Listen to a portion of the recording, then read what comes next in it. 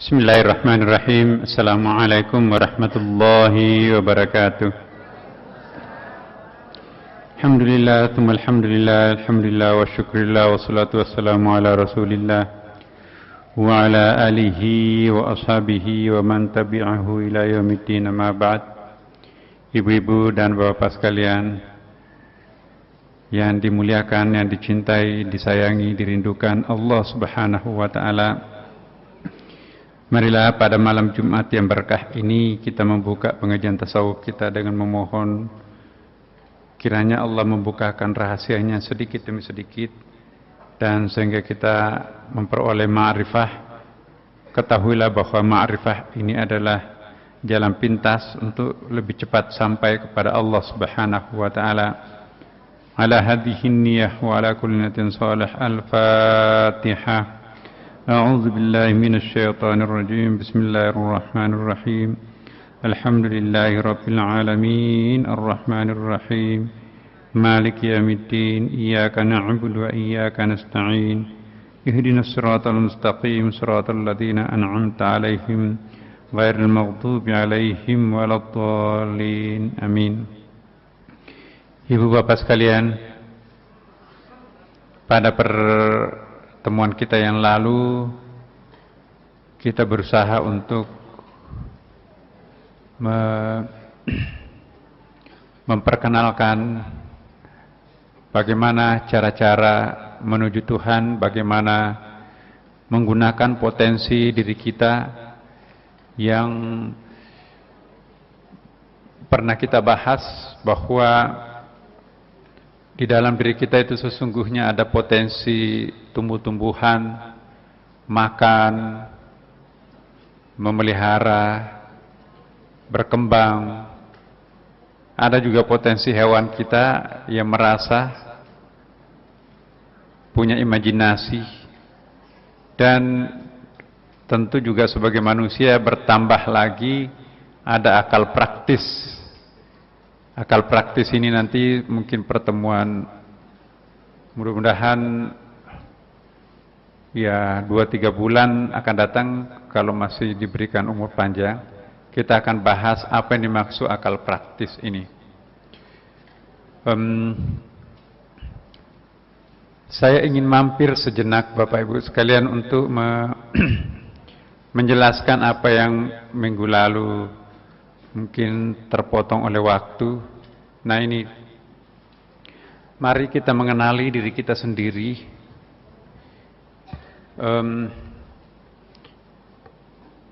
Para hamba Tuhan semakin jelas melihat dirinya sendiri. Saya ulangi, orang yang semakin dekat dengan Tuhannya semakin jelas melihat dirinya sendiri. Nanti juga kalaupun bermimpi, mimpinya pun juga semakin jelas. Kalau Bapak Ibu selama ini bermimpi penuh dengan bayangan, kekaburan, bahkan lupa sama sekali kan. Tahu kalau dirinya semalam bermimpi, tapi sedikit pun yang tinggal di memorinya, hanya mungkin 5% atau 0, sekian persen. Yang tinggal hanya tahu semalam saya bermimpi, tapi saya nggak bisa bayangkan seperti apa, lupa. Itu pertanda Bapak Ibu kita belum tajam nuraninya. Jiwa nurani yang tajam, mimpi sependek apapun juga tinggal di benaknya, dan ia memperoleh pelajaran besar daripada mimpinya itu. Inilah yang membuat kita selama ini memandang kecil arti mimpi. Kenapa? Karena kita dicekoki oleh epistemologi keilmuan yang Barat, katakanlah Belanda. Seolah-olah yang tidak masuk akal itu tidak ada tempatnya di dalam ilmu pengetahuan. Sehingga kalau kita mengatakan, itu kan mimpi. Mimpi cenderung kita itu menganggapnya sama sekali tidak ada gunanya. Padahal para pendahulu kita, Bapak Ibu, tidak pernah menyia-nyiakan mimpi itu sendiri. Di dalam Al-Quran itu berkali-kali Allah memberikan penjelasan tentang mimpi. Mimpi itu buatan Allah, bukan buatan manusia. Mimpi itu sesungguhnya adalah ilham. Nanti saya akan jelaskan. Saya ingin betul mulai hari ini kita jangan sampai menyepelekan arti mimpi. Sebab mimpi itu banyak rahasia-rahasia, sesungguhnya sangat besar buat kita, tapi karena kita terpengaruh, mimpi itu kan bunga-bunga tidur, nggak ada manfaatnya, nggak ada efeknya. Orang yang dekat dengan Allah Subhanahu wa Ta'ala, dia tidak akan pernah berkata seperti itu. Bahkan Rasulullah menuntun kita, setiap kali kita bermimpi, mimpi apapun, lakukanlah sesuatu. Kalau itu mimpi membawa ketakutan terhadap kita, ya, kita diminta untuk, ini petunjuk Rasulullah, menindih ke sebelah kiri dan seolah-olah kita meludah sambil membaca A'udzubillahi minasyaitonir rajim.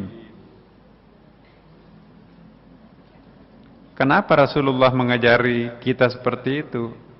Itu semuanya bahwa mimpi itu jendela kecil untuk melihat sesuatu yang lebih luas di luar jendela itu, seandainya kita mafhum akan makna mimpi itu. Iya. Saya akan jelaskan dulu sedikit ini untuk orang yang memiliki sensitivitas rohani. Dia mampu membedakan kualitas-kualitas perasaan dalam dirinya antara rasa bersalah dan rasa berdosa. Saya ingin bertanya kepada Bapak Ibu sekalian, apakah kita sudah mampu membedakan antara rasa bersalah dan rasa berdosa? Sebagian besar belum, kan?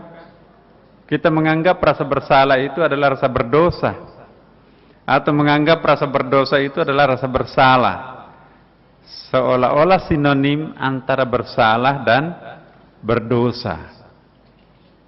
Ini kemiskinan bahasa Indonesia kita sebetulnya. Ya.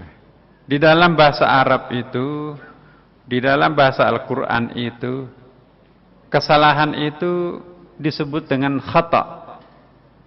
Ya. Sedangkan dosa itu disebutkan dengan dzunub. Iya.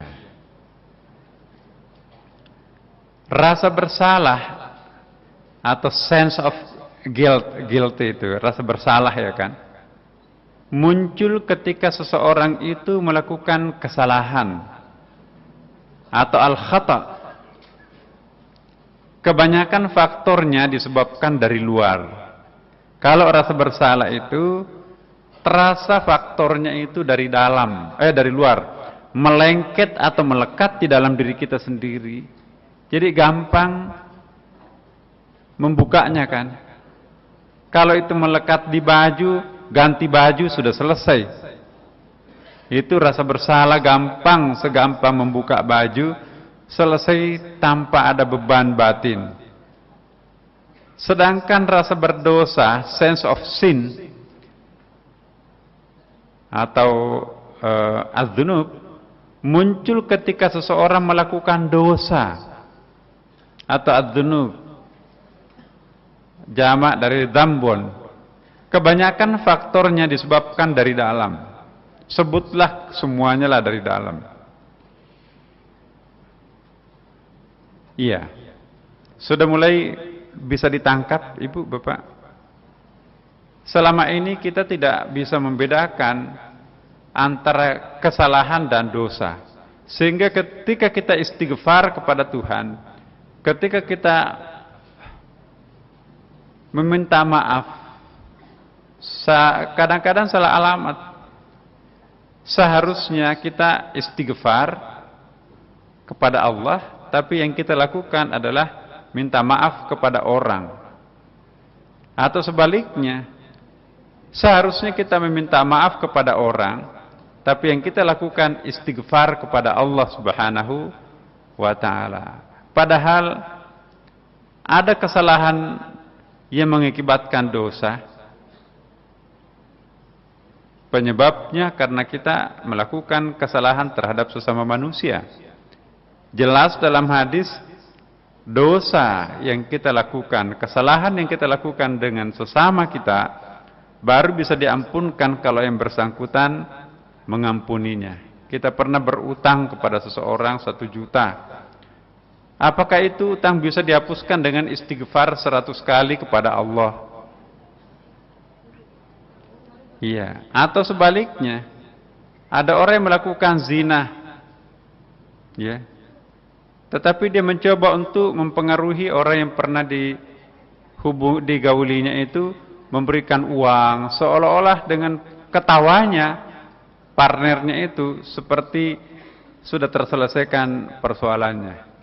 Dia sudah memaafkan, tetapi apakah maaf yang disampaikan kepada lawannya itu otomatis menghapuskan dosanya terhadap Allah, otomatis juga menghapuskan beban-beban batinnya?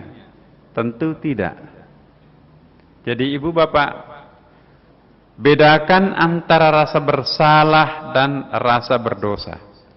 Rasa berdosa itu, sense of sin, muncul ketika seorang itu melakukan dosa, dan kebanyakan faktornya disebabkan dari dalam.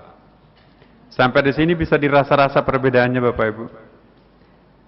Sekian lama kita berumur panjang seperti ini, belum bisa memetakan mana perasaan bersalah, mana perasaan berdosa, mana khata dan mana dzunub di dalam diri kita sendiri. Padahal pemecahannya berbeda. Bagaimana menanggulangi akibat daripada khata itu tidak mesti harus sama atau tidak identik dengan persoalan yang dilakukan karena dzunub.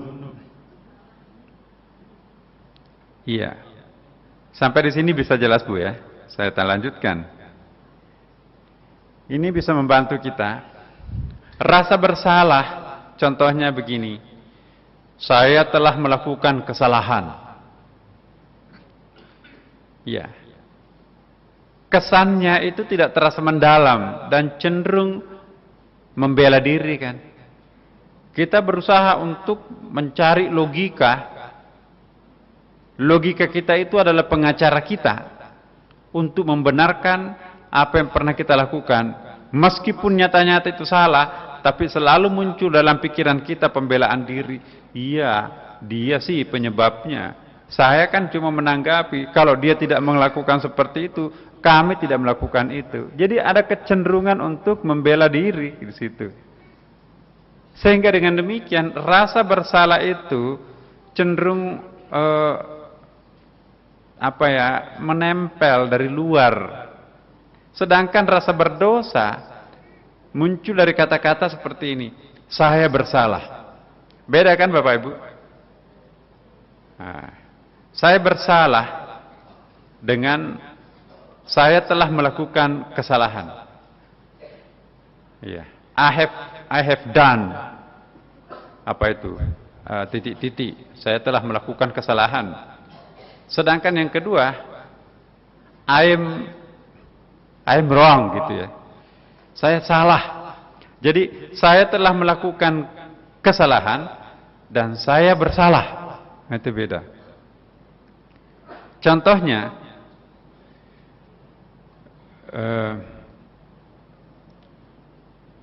tengah malam kita pulang dari Sunda Kelapa ini, jam 9 atau itikaf jam 12.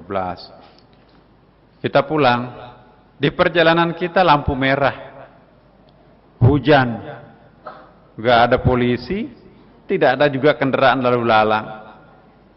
Apakah ibu bapak berhenti di lampu merah atau menerobos lampu merah itu? Menerobos lampu merah, apakah itu sepi atau karena itu ramai, sama-sama menyala lampu merahnya kan? Undang-undangnya tidak membedakan. Lampu merah ini hanya berlaku untuk padat lalu lintas. Kalau tengah malam hujan, nggak ada kendaraan lalu lalang, maka itu tidak berlaku. Kan tidak begitu kan peraturannya. Tetapi Bapak Ibu, mungkin di antara sekian kita yang ada di sini yang berhenti di lampu merah pada saat tengah malam hujan, tidak ada lalu lalang kendaraan, itu satu di antara sekian banyak orang. Sepi di situ. Bandingkan Bapak Ibu, misalnya bulan suci Ramadan, sepi juga. Orang semua anak-anak pergi ke kantor, ke rumahnya, ke sekolahnya, suami pergi ke kantor, sendirian ibu di rumah, kulkasnya penuh. Padahal puasa kan. Siapa yang bisa sweeping di situ? Kalau Bapak Ibu makan minum pura-pura di situ. Nah, sama-sama sepi. Kenapa Ibu tidak makan sendiri di rumah? Isi kulkas itu lengkap. Tetapi di tengah jalan lampu merah itu kok bisa rasa bersalah. Misalnya saya mengatakan, saya telah melakukan kesalahan. Kenapa? Melanggar lampu merah. Kapan? Tadi malam jam 1. Kenapa melanggar? Hujan-hujan. Yang kedua, nggak ada orang lalu lalang. Yang ketiga juga saya takut, jangan-jangan di situ ada perampok. Jadi segala macam yang digunakan rasio kita itu untuk memaafkan kesalahan kita itu.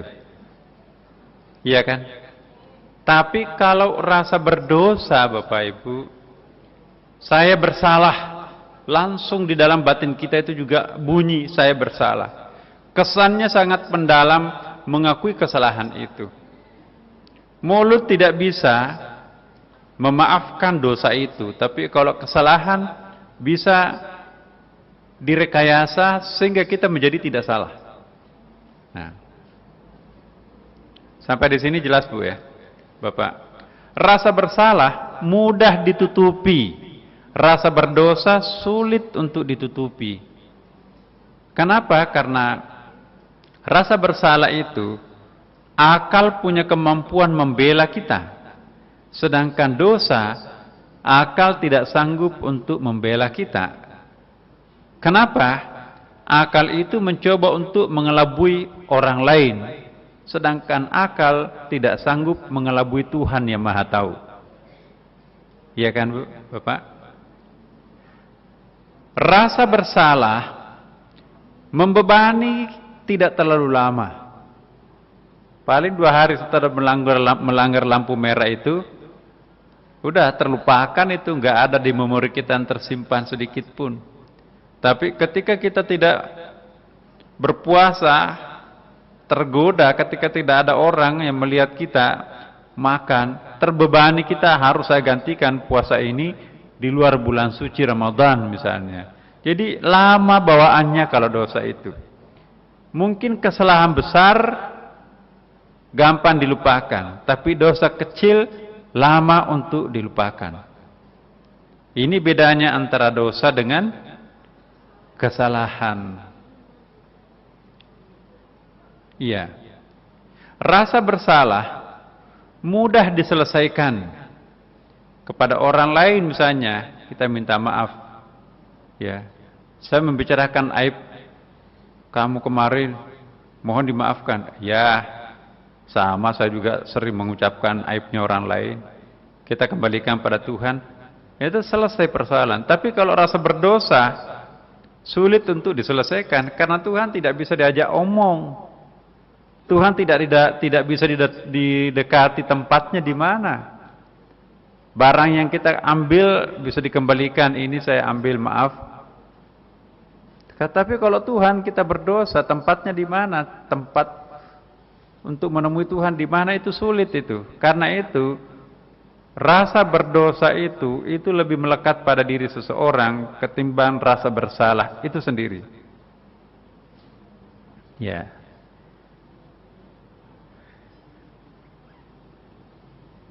Nah, sekarang kita akan melihat keakuan atau ego. Keakuan ini paling banyak menimbulkan rasa bersalah dan sekaligus rasa berdosa terhadap orang.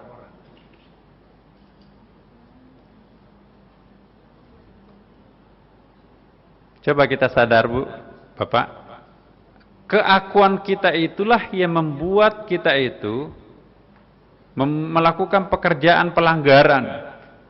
Hanya lantaran teman-teman kita atau tetangga kita tuh beli mobil atau beli perabotan baru, kita nggak mau kalah. Masa bawahan beli kita nggak beli?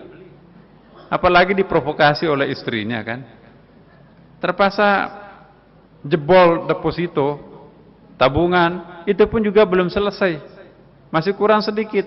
Maka terpaksa yang sedikit itu dipakai ngambil haknya orang lain. Korup jadinya nantinya.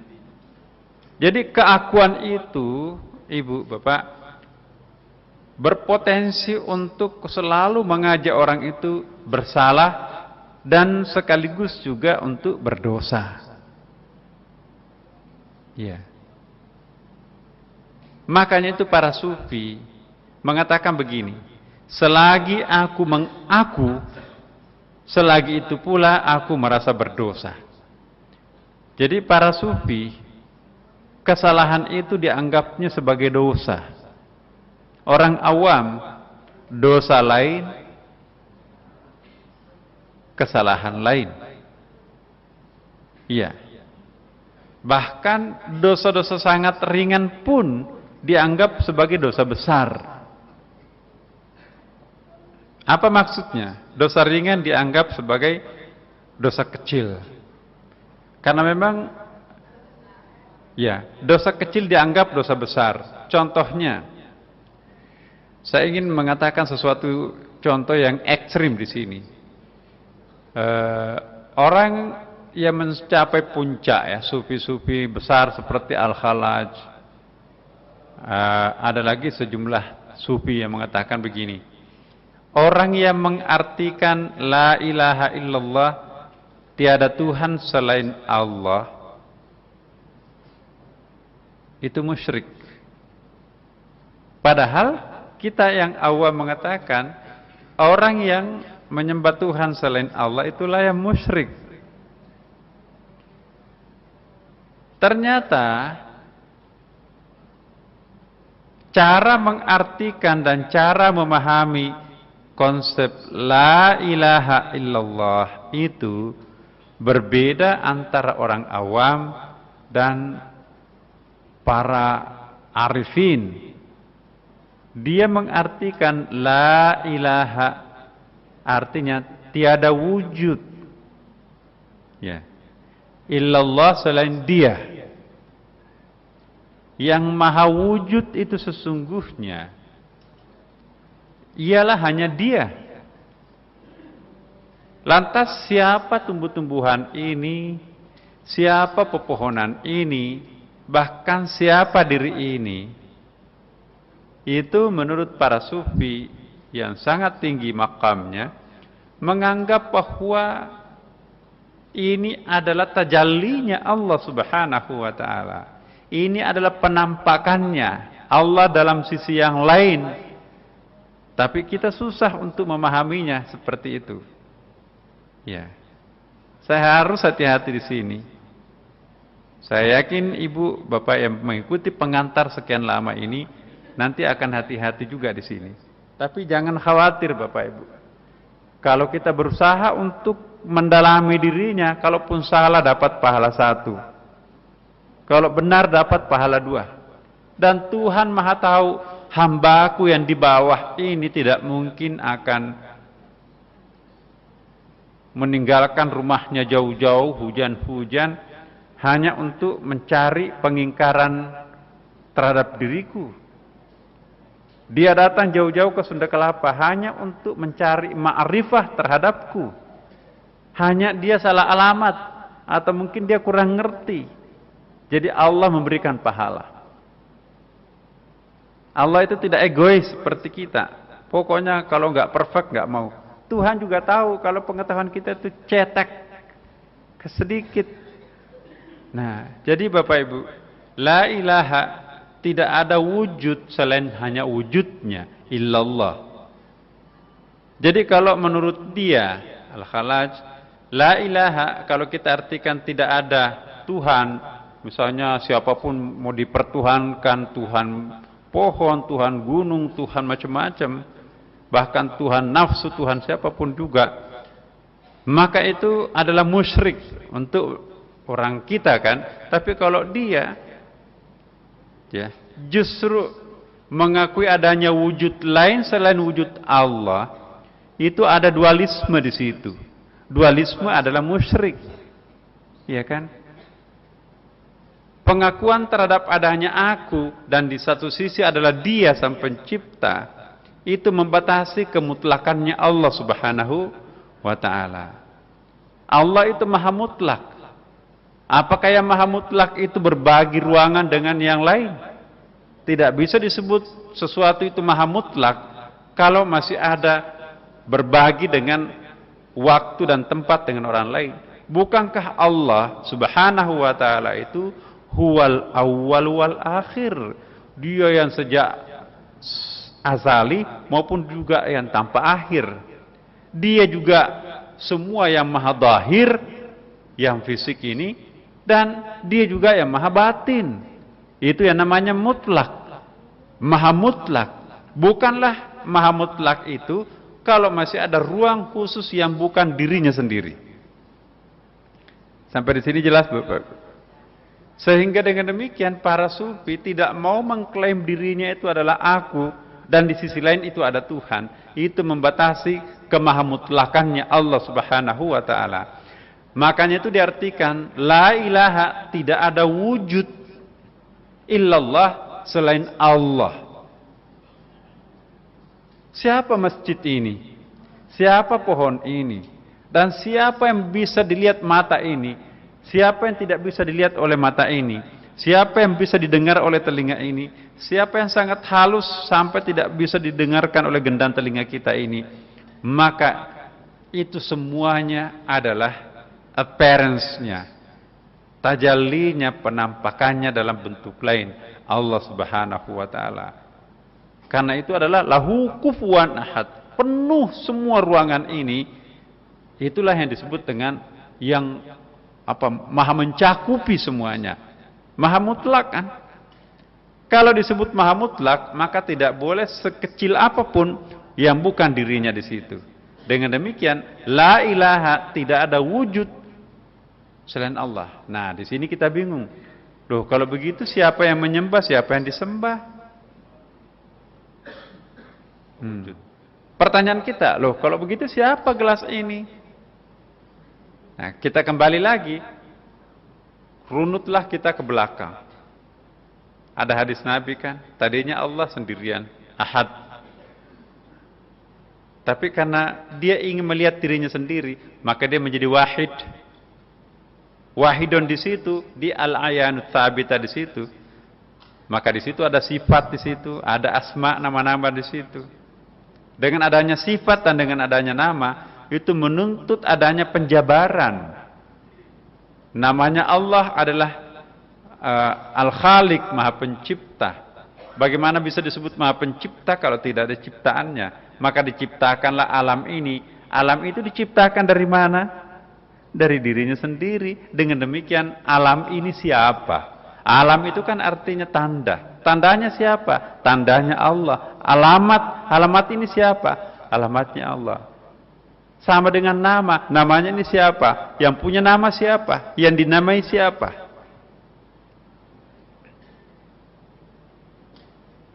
Nah, mulai terbuka di sini kita. Kalau begitu, gimana? Mohon maaf Bapak Ibu sekalian. Ya. Terus, la ilaha illallah. Dengan demikian, Allah Subhanahu wa ta'ala itu dalam konsep tasawuf itu bukan sesuatu yang maha jauh, tidak tahu tempatnya entah di mana, tapi meneropong kita dari jarak jauh segala perbuatan kecil dan besar yang kita lakukan. Iya kan?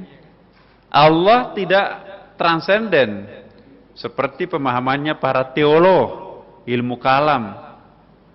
Termasuk juga, mohon maaf, fuqaha, ahli fikih, ulama fikih. Tetapi dalam konsep tasawuf itu, Tuhan itu digambarkan di dalam Al-Quran, ana aqrabu ilaihi min hablil warid. Aku itu lebih dekat daripada urat nadi kalian, tulang tenggorokan kalian. Bagaimana itu? Saya pernah jelaskan kan, bagaimana Allah tidak bisa tahu berapa jumlahnya semut hitam di atas batu hitam di tengah kegelapan hitamnya malam. Karena siapa semut itu dan siapa Tuhan itu. Allah tahu jumlah bilangan pasir di pantai. Bagaimana dia tidak tahu? Karena siapa pasir itu, siapa Tuhan itu. Apakah pasir itu Tuhan? Apakah semut itu Tuhan? Jawabannya tidak dan iya. Tidak, karena itu adalah efek keberadaan Tuhan. Iya, karena segala sesuatu ini adalah bagian daripada yang maha mutlak itu. Mudah-mudahan Bapak Ibu bisa memahami, walaupun belum terlalu jelas. Ya, tetapi insya Allah ini nanti akan berulang-ulang kita sampaikan. Jadi ada jamaah kita, Pak Nasar kok itu terus yang dibahas. Tidak Ibu Bapak. Harus memang. Bolak-balik. Kenapa? Karena kalau ini akhirnya menjadi familiar buat kita, enak itu Bu nanti sholatnya. Allahu Akbar. Kita tidak perlu jauh-jauh menerawang mencari Tuhan. Oh ya. Minggu depan Ibu saya sudah siapkan gambarnya. Bagaimana penghayatan kita terhadap apapun yang kita lihat nanti. Jadi ingat minggu lalu ada Iqra pertama, Iqra kedua, Iqra ketiga. Kita nanti akan tayangkan sebatang pohon. Cara pandang Iqra pertama seperti apa? Oh, indahnya pohon ini besar ya, sudah mulai keriput ya. Tapi di bawahnya ada kecil-kecil tumbuh anaknya. Tapi ada lebih kecil lagi cucunya, hijau, nggak ada keriputnya sama sekali. Dan akhirnya kita sadar, kalau begitu sama dengan saya ini. Ya, meskipun bedak mahal saya beli, tapi keriputnya tidak bisa hilang. Ya, tapi anak saya nggak pernah pakai bedak seperti ini mahal-mahal, itu kenceng semuanya. Bayi apalagi harum. Nah. Itu Iqra yang kedua. Nanti kita akan sampai kepada Iqra yang ketiga. Siapa yang kita lihat itu sesungguhnya. Ya. Selama ini kita terkecoh, Bu. Yang namanya objek itu seolah-olah kita anggap itu benda mati, pasif ya kan. Iqra ketiga nanti kita akan bahas lebih mendalam bahwa sebesar perhatian kita terhadap objek Iqra, maka sebesar perhatian objek itu pula terhadap kita. Saya akan memperhatikan lebih mendalam gelas ini. Sebesar apa perhatian saya terhadap gelas ini, maka sebesar itu pula perhatian gelas ini terhadapku. Ini dibuktikan kan oleh Profesor Isaru Imoto itu kan. Air yang di dalam gelas ini, kalau kita berikan curahan perhatian, maka resonansinya, pantulannya kepada kita itu juga sebesar apa yang kita berikan terhadapnya. Nah, inilah kelemahan metodologi barat yang kita tiru juga sebagian. Epistemologi keilmuan sekarang ini, objek itu harus berjarak dengan kita, tidak ada hubungannya aku dengan gelas ini. Tetapi kalau ilmu tasawuf, antara aku dengan gelas ini adalah satu kesatuan yang tak terpisahkan. Makanya itu aku harus mendalami ini supaya aku lebih dekat dan menjadi satu. Karena memang setiap sesuatu itu memiliki dua unsur. Ada yang disebut dengan unsur. Masih ingat Bu? Unsur apa yang pertama yang konkret? Disebut unsur arat. Ya, accident. Unsur yang abstraknya itu yang tidak terlihat itu disebut apa? Jauhar. The substance. Lupa.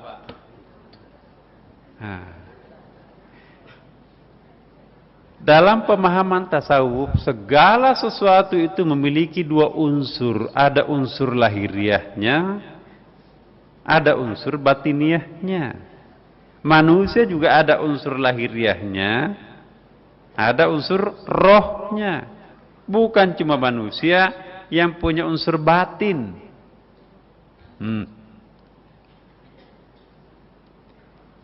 Jadi kalau kita mempelajari gelas ini, membaca gelas ini, lambat laun nanti unsur substansi, substance, jauharnya gelas ini dan juga air di dalamnya itu bersentuhan rasa dengan jauharnya aku di sini dan jauharnya ini, maka terjadilah persahabatan, persaudaraan kental. Ya. Segala sesuatu yang berasal dari yang satu akan saling cari untuk menyatu kembali. Saya pernah mencontohkan, bagaimana mungkin ibu tidak merindukan anaknya. Sekalipun mohon maaf, anak itu cacat, tidak punya kaki, tidak punya tangan, hanya punya kepala dan badan. Apakah ibu benci anak itu? Iya. Macam-macam pembenaran, anak ini cacat tapi rezekinya banyak. Semenjak aku lahirkan tidak pernah aku menderita secara fisik. Ekonomi juga bagus. Anak cacat ini membawa rahmat. Dan memang mungkin iya, karena doa orang spesial seperti itu makbul. Bukan hanya itu, tapi ibu menganggap anak itu adalah bagian dari darah dagingnya. Bapak juga, bukan hanya ibu. Ya. Semua orang mengatakan no terhadap anak itu. Tapi ibunya, bapaknya, yes. Apapun kamu anakku, sekalipun kamu teroris, sekalipun kamu pencuri, sekalipun kamu perampok. Apakah seorang anak yang pernah keluar dari rahim ibu, tersungkur di hadapannya, meraung meratap, memohon ampun, bersumpah demi Allah, ibu saya tidak akan melakukan perbuatan itu sekali lagi, ampuni saya. Maukah ibu menendang anak itu pergi dari rumah ini? Tidak. Ingat, Allah lebih mencintai hambanya ketimbang seorang ibu mencintai anaknya. Kita dari mana ibu? Wa nafakhtu fihi min ruhi, lalu aku tiupkan ke dalamnya rohku, kata Quran. Berarti ada unsur lahut Tuhan di dalam diri kita kan. Seperti ibu juga menganggap anak itu darah dagingnya sendiri. Nah Allah lebih mencintai hambanya, kita-kita ini, ketimbang ibu mencintai anaknya sendiri. Jadi sangat pemurah Allah. Siapa yang datang kepadaku, kata Allah, dalam keadaan berjalan, aku akan datang kepadanya berlari. Siapa yang mendekati aku satu jengkal, aku akan mendekatinya satu siku.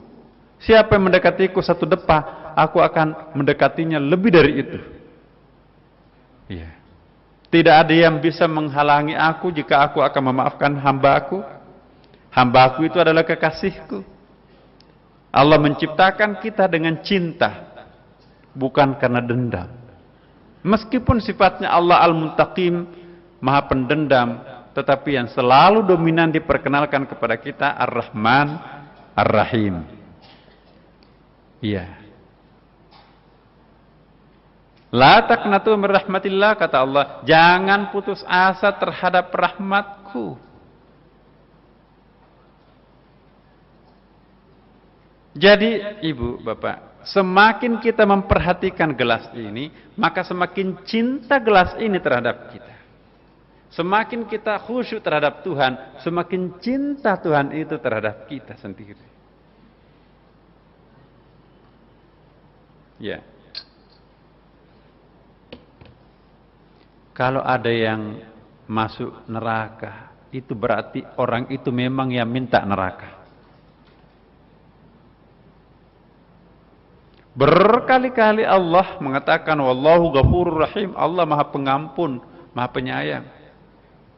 Iya. Riyadhus Shalihin itu hadis-hadis pilihan Bukhari Muslim. Sudah membunuh 99 orang, tambah satu lagi Pak Kiai, masih diampuni oleh Allah hanya karena satu langkah lebih dekat kepada ulama tempat pertobatannya. Saya kira insya Allah kita lebih baik daripada penjahat itu. Yang itu dimaafkan Tuhan, apatah lagi kita. Innallaha kana fi auni abdi, Allah itu memihak pada keyakinan hambanya. Kalau kita yakin Allah Maha Pemaaf, memaafkan kita, maka Allah sudah memaafkan kita. Tapi harus sungguh-sungguh ini bunyi hati kita di sini. Jangan mengelabui Tuhan. Tidak bisa dikelabui. Jadi keakuan paling banyak menimbulkan rasa bersalah dan rasa berdosa. Makanya itu Ibu, Bapak, kalau ingin tidak akan mengumpul dosa, hilangkan keakuannya itu. Yang membuat kita itu gengsi apa? Ego kan? Aku kita. Hindarkan keakuan. Keakuan itulah yang menjadi sumber segala macam malapetaka dan dosa. Ya. Selagi aku mengaku, selagi aku merasakan ada keakuan di sini, maka selagi itu pula merasa berdosa bagi seorang sufi loh. Ya. Bagi sufi, yang puasa itu bukan aku. Dia pasrah. Selama kita sadar saya berpuasa, saya salat tahajud, saya semua saya di situ. Dari mana kekuatan yang kita pakai melakukan itu? Dari mana keyakinan itu sehingga kita termotivasi melakukan itu? Dari mana perencanaan itu muncul? Dari benak kita sendiri, dari dia semua.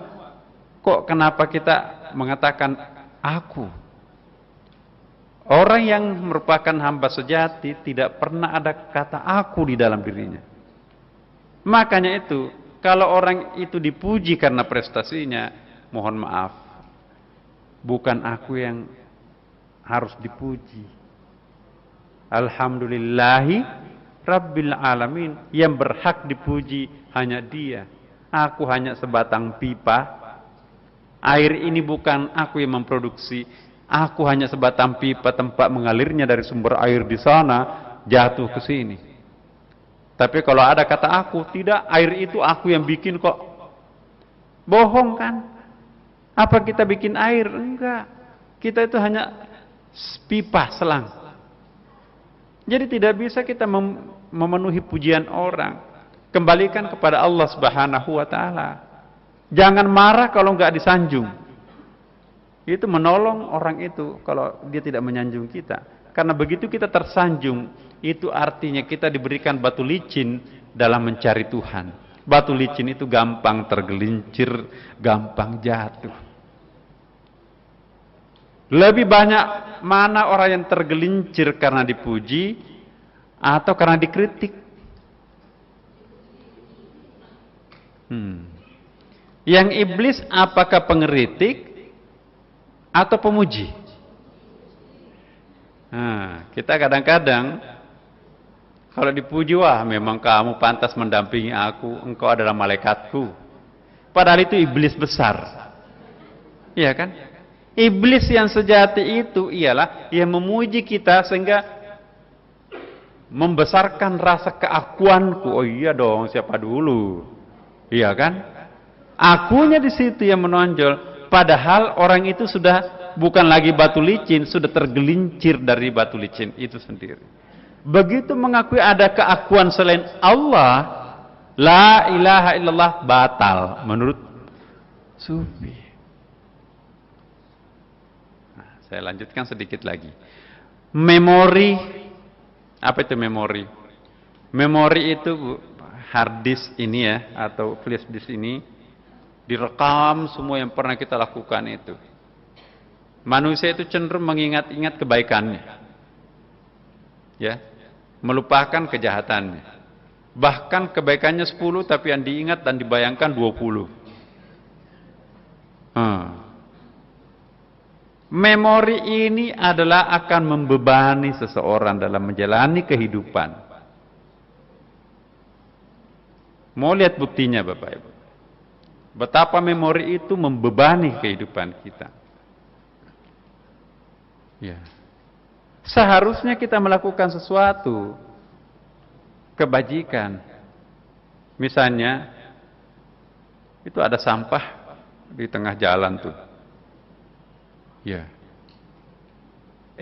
Itu kan bukan tugasmu. Masa kamu? Ya. Pejabat kok mau pungut sampah? Itu sok pinter, sok jagoan, sok apa begitu ya. Akhirnya nggak jadi mungut sampah itu. Kenapa?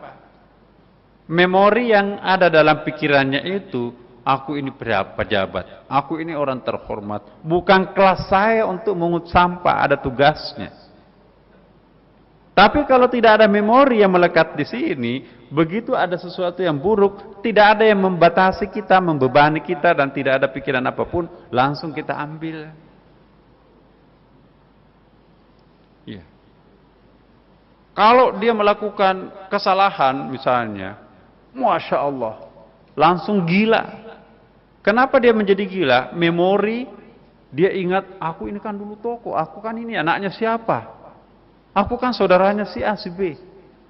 Pendidikanku kan hebat. Aku kan suka ini. Aku kan ustadz. Aku kan macam-macam. Jadi begitu dia dipublikasi, hancur sehancur-hancur lulu hatinya orang itu.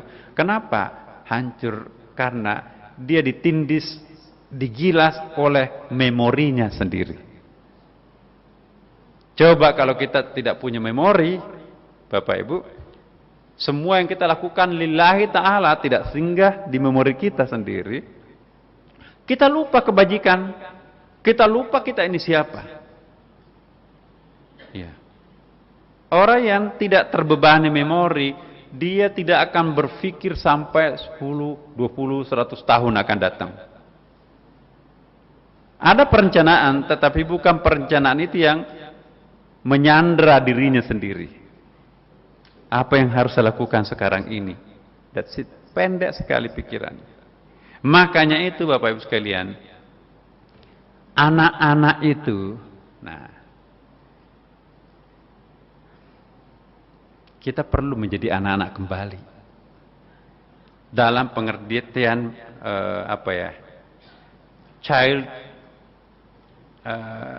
childlikeness ya, bukan childish.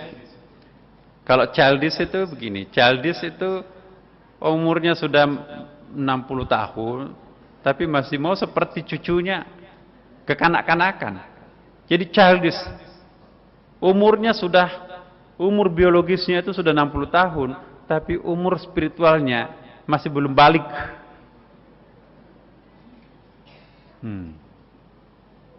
Yang kita inginkan di sini adalah childlikeness.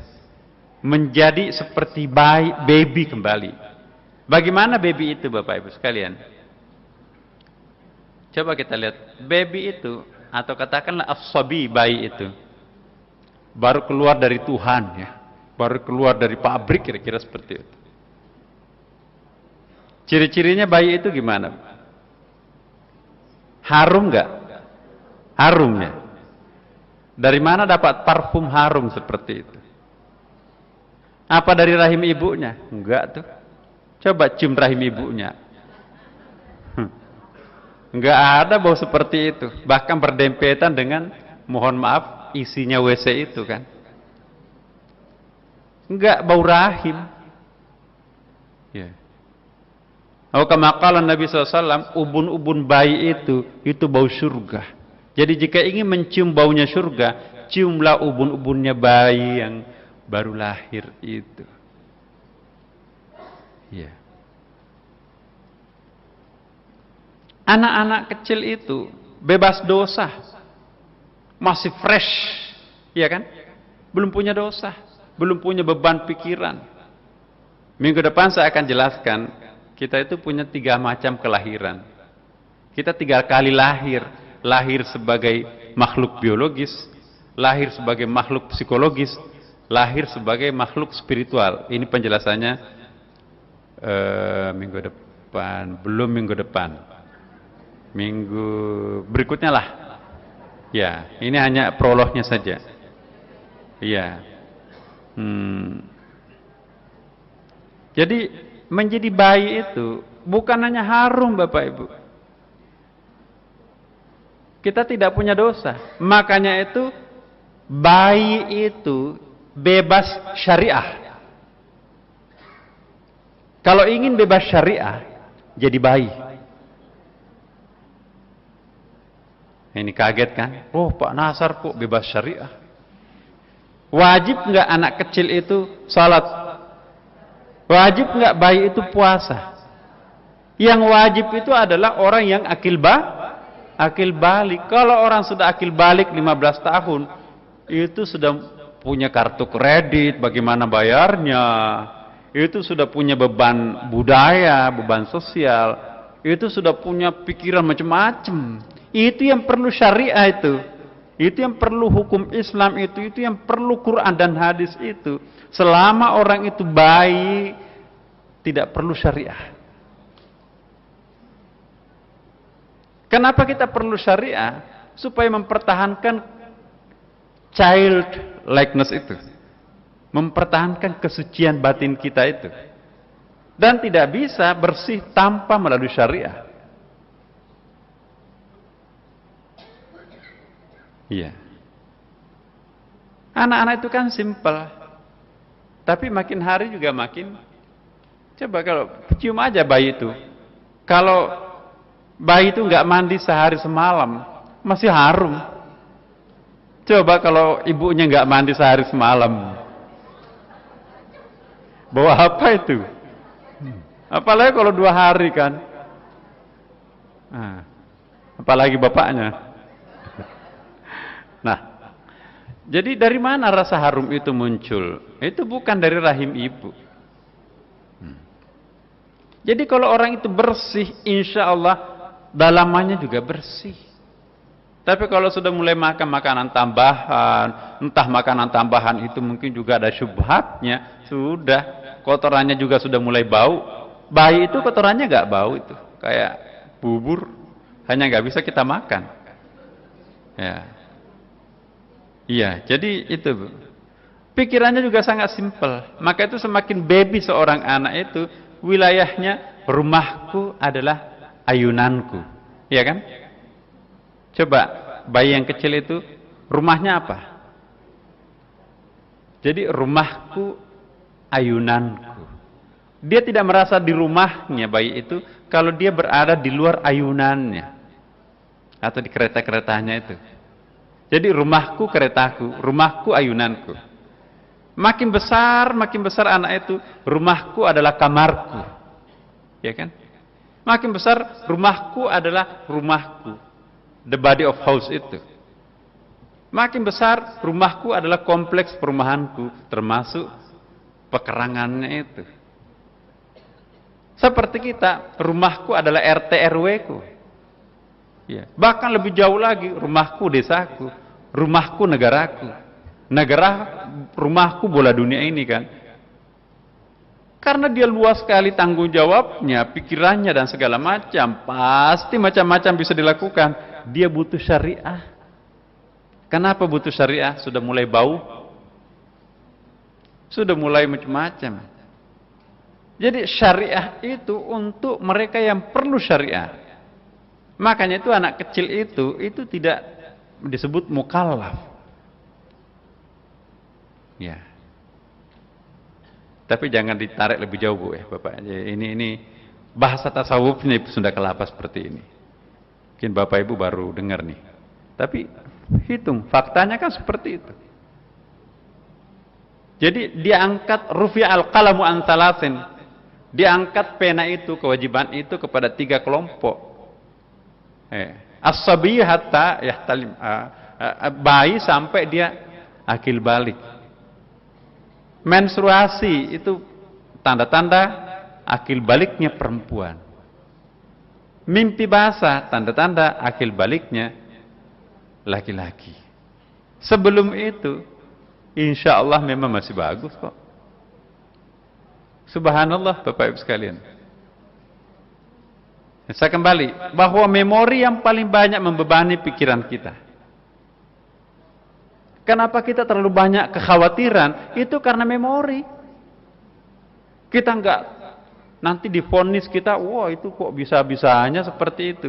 Itu beban-beban memori. Semakin tinggi kelas kita, itu semakin banyak mengoleksi memori, maka semakin takut jatuh orang itu.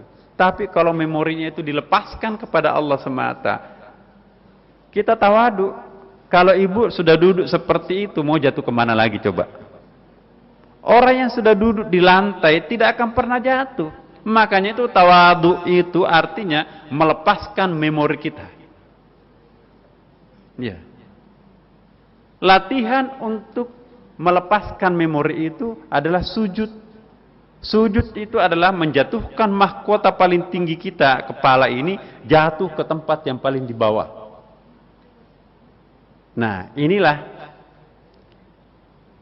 dari kata sajadah, sujud membentuk kata sajidon. Sajidon artinya orang yang sujud. Ciri-ciri orang yang sujud itu adalah sujudon, meletakkan secara penuh kerendahan hati, kebesaran dirinya di hadapan kemuliaan Allah Subhanahu wa ta'ala. Itu disebut dengan sajidon. Baru ada masjid. Masjidon tempat untuk bersujud. Di dalam Al-Quran Bapak Ibu sekalian, jauh lebih penting mengurus sajidon ketimbang masjidon. Kita terbalik. Yang menghabiskan energi segala macam itu bagaimana mengurus masjid. Padahal masjidon itu tempat sujud. Yang lebih penting diperhatikan itu adalah sajidon, orang yang bersujud. Kita jarang memperhatikan sajidnya, yang diurus masjidnya. Banyak memang yang sujud di dalam masjid itu, tapi tidak sujudon. Sujud itu ialah menjatuhkan seluruh keakuan dirinya di hadapan kemahasaan Allah Subhanahu wa ta'ala. Tidaklah dimaksud sebagai orang yang sajidon, sujud, kalau sudah kepalanya sujud tapi masih tersimpan keakuan dirinya di dalam benaknya. Masih nepuk dada aku. Percuma sujud menurut ulama tasawuf. Begitu kita sujud, maka keakuan itu sudah hilang, memori itu sudah tidak ada. Kalau memori sudah tidak ada, kalau keakuan kita sudah tidak ada, inna sholati wa nusuki wa mahyaya wa mamati lillahi, hanya Rabbil Alamin. Bukan lagi untuk keakuanku, bukan lagi untuk my family, bukan lagi untuk my group, bukan lagi untuk my nation, bukan lagi untuk simbol-simbol tertentu. Selama masih ada simbol sampai kepada yang kecil ada keakuan kita, menurut ulama tasawuf berarti itu ada sesuatu di luar zat yang maha mutlak. Kalau kita segala-galanya hanya Allah Subhanahu wa ta'ala, cuek aja, anjing menggonggong, kafilah tetap berlalu. Yang penting hubunganku dengan Tuhanku oke. Ya, mau memvonis saya seperti apapun, mau engkau jungkir balik memfitnah kami, tetapi aku dengan Tuhanku. Indah sekali. Daripada selebriti di bumi, enggak ada yang kenal di langit. Mau yang pilih mana itu? Selebriti 5 menit di bumi. Tapi sepanjang zaman sampai akhirat tanpa ujung, gak ada yang kenal. Selebriti di langit sepanjang masa, sungguh pun gak ada yang kenal di dunia. Dunia ini kan tempat persinggahan Bapak Ibu, transit. Makanya disebut dengan alam dunia, tempat transit. Kenapa disebut transit? Ini bukan tujuan kita. Tujuan kita nanti itu adalah akhirat. Nah, ini saya akan akhiri jam 8, Bu. Sufi semakin bersih memori, semakin ringan menjalani kehidupan. Sufi mengatakan, nah ini saya akan jelaskan minggu depan. Mengaku melakukan kesalehan, keakuannya merasakan, aku kan sudah saleh aku. Nah, mengaku melakukan kesalehan adalah merupakan spiritual skandal. Baru dengar ada skandal spiritual. Saya akan jelaskan minggu depan what is the spiritual scandal. Selama ini mungkin kita melakukan skandal-skandal spiritual. Jadi skandal itu bukan hanya di sana, di sini juga ada. Ketika kita bangga melakukan kesalehan, ketaatan, hey, itu akunya yang melakukan, berarti la ilaha illallahnya tidak jernih. Oke Bapak Ibu sekalian, kita mohon kepada Allah Subhanahu wa taala semoga perjumpaan kita pada malam ini insyaallah membawa ketenangan, ketentraman batin kita, dan semoga Allah memaafkan kalau seandainya malam ini ada kekeliruan yang kita lakukan. Tuhan Maha tahu bahwa tujuan kita adalah ingin lebih mengenali dirinya sendiri. Kami semuanya memohon ya Allah, seandainya kami salah alamat dalam mempersepsikan dirimu, percayalah kepada kami ya Allah, Engkau Maha tahu, tiada lain tujuan kami kecuali ingin memohon ma'rifah paling tinggi terhadapmu. Al-Fatihah.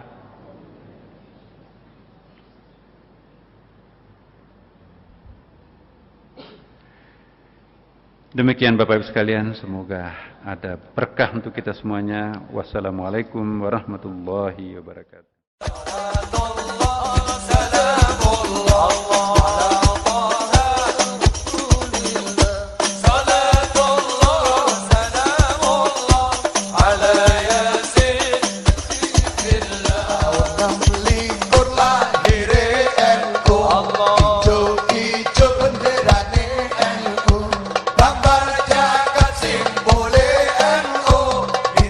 Song